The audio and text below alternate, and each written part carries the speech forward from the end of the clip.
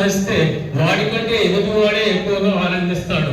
ఓటమి సమయంలో తన బాధను అతని బాధగా, స్వార్థం తెలియని పవిత్ర బంధాన్ని తన బంధంగా ఊహించుకునేదే స్నేహం.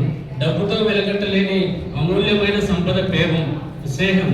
కాలంతో చెరిగిపోయే మధుర జ్ఞాపకం స్నేహం. కాలంలో చెదిరిపోని మధుర జ్ఞాపకమే స్నేహం. దూరంతో తగ్గిపోయే ఆప్యాయతలు, హృదయాలను కలిపే అనుబంధమే స్నేహం. మన తప్పులను సరిదిద్ది, మన విజయాన్ని చూసి గర్వపడి, మన బాధను తన హృదయంలో మలుచుకొని ఆనంద బాష్పాన్ని రెట్టింపు చేసే చిరునవ్వే స్నేహం. చివరిగా, జీవితం అనే పుస్తకంలో అందమైన అధ్యాయం ఒక స్నేహం. హృదయం అనే తోటలో ఎప్పటికీ వాడిపోయిన పుష్పం ఒక స్నేహం. దీనికి స్నేహానికి ఉన్నతం చెప్తాను.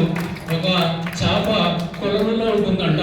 చేప అంటుందంట కొలంలో నీటితోటి, అరే నువ్వు నా కన్నిటిని ఎప్పుడు చూడలేవురా అంటే, అప్పుడు ఆ నీరు అనిందంట మన రాములే అరే పిచ్చోడా, నువ్వు నా గుండెలో ఉండవురా, నీ కళ్ళని చూడాల్సిన అవసరం లేదు అని అన్నాడు. అంటే స్నేహం అనేది అదేవిధంగా ప్రాణస్నేహితుడు వాళ్ళు ఏమంటారు అంటే, చిరునవ్వుతో చూసేవాడు స్నేహితుడు అయితే, చిరునవ్వు వెనుక బాధని కష్టాన్ని చూసేవాడు కూడా ప్రాణ స్నేహితుడు. ఒక స్నేహితుడు కోపడితే కేవలం కోపం మాత్రం చూసేవాడు స్నేహితుడు అయితే, ఆ కోపం వెనుక అవతల వ్యక్తి ఎందుకు చనిపోతున్నాడు, వాడిని బాగుపరచాలనే ఒక మంచి సంకల్పంతో వాడిని కోపపడించాడు కదా, ఆ కోపాన్ని అర్థం చేసుకోవడమే నిజమైన స్నేహం.